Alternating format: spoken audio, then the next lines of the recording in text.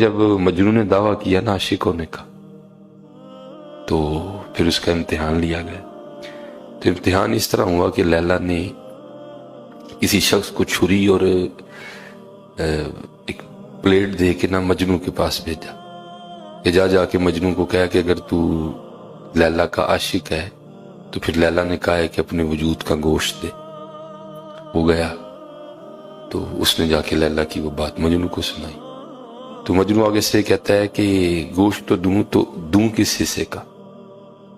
وہ واپس آیا, اس نے آ کے کہا کہ مجنوں کہتا ہے کہ گوشت تو میں دینے کو تیار ہوں لیکن یہ بتاؤ دوں کس حصے کا. اس نے کہا بھی کچا ہے. اس نے کہا بھی کچا ہے. اس نے کہا تو بھی کس طرح پتہ چل گیا کچا. اس نے کہا ابھی تک اس کو حصے یاد ہے ابھی اس کو حصے یاد ہے اور دعویٰ کرتا ہے عاشق ہونے کا. عاشق تو وہ ہے وہ خود کو نہیں دیکھتا, وہ صرف محبوب کو دیکھتا ہے. یہ کیسا عاشق ہوا کہ جس کو ابھی تک اپنے حصے یاد ہیں.